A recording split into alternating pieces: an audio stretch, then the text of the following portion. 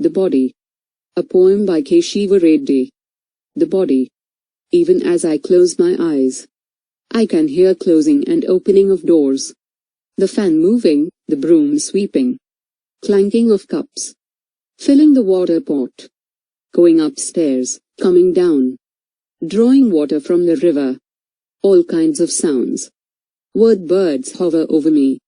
Building nests. A breathing corpse does not decompose. It floats amidst words like a boat. Like a ship on the high seas. I am breathing. Even breath is a sound. An unformed word. I breathe a mixture of sounds. Emotions behind struggles, tears, and war sounds. A body with closed eyes is not a corpse. It is a warship. A forest enveloped in darkness. A river drowned in a forest. The wind touches me. Opens doors, enters and gets out. I breathe life. My body fertilizes like a field. Becomes a fundamental element. Even when limbs break and hopes shatter, it revives itself. History too grows with my body. My body does not disintegrate, waste itself. It discovers, it atomizes. The word from my womb lashes like sea waves. Encompasses like the sky, and brings down showers like a cloud. Just as a word takes a root in man, man too takes root in words. The body bears word fruits. Sends out word arrows. Body is not for us to ride on. Body is free. Like a watchful hound. It hunts for its independence. Asserting its own person. Come close, listen carefully. Don't you hear the twang of word arrows from the body? The roars from the pen? The body an unextinguished fire in a forest burns. Touch my body. You will be ignited, electrified. A touch of this body will touch you. Move you to revolt. About the poet. K.Siva Reddy was born into a lower middle-class agricultural family in Kurmurivari, Plain, near Tenali. In 1943, Siva Reddy is a major voice in contemporary Telugu poetry. He has published 11 collections of poems. His first was published in 1973 and his most recent book in 2003.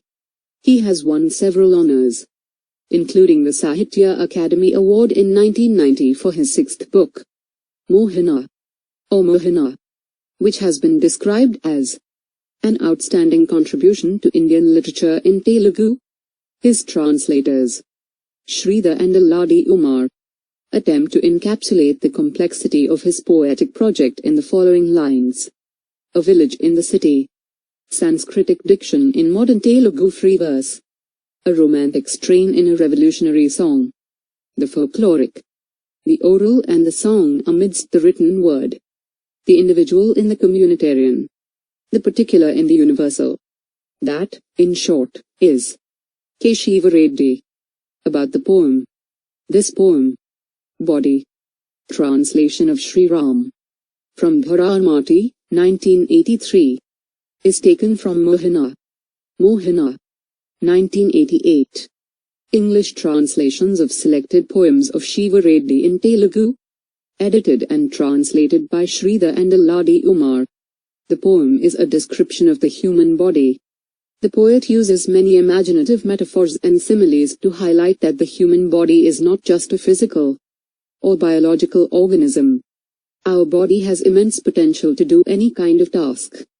He closes his eyes, but he could still hear the sounds like the closing and opening of doors, the noise of the fan, the crisp sound of a broom sweeping the floor, the clinking of cups, the filling of a pot with water, the steps nearing the bed, the fetching of water from the river, etc. He is not a decaying dead body. Words flutter over his head like birds and build nests in his mind. His body floats like a ship on the high seas of words.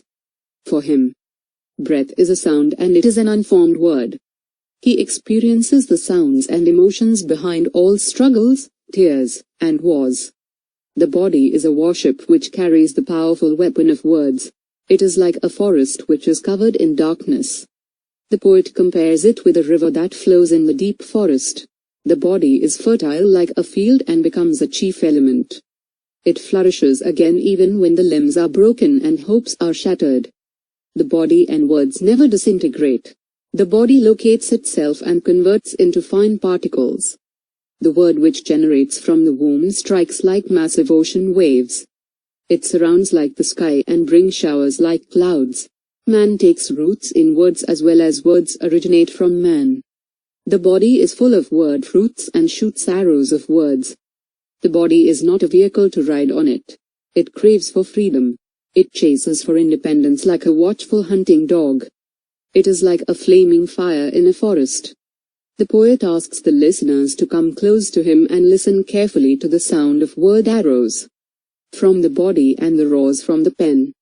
He finally requests us to touch his igniting and electrifying body so that we shall be inspired to rise up. End of the poem analysis. శరీరము. K. Siva Reddy రాసిన కవిత. కవి గురించి. శివారెడ్డి 1943లో తెనాలి సమీపంలోని కర్మరివారిపాలెంలో దిగువ మధ్యతరగతి వ్యవసాయ కుటుంబంలో జన్మించారు.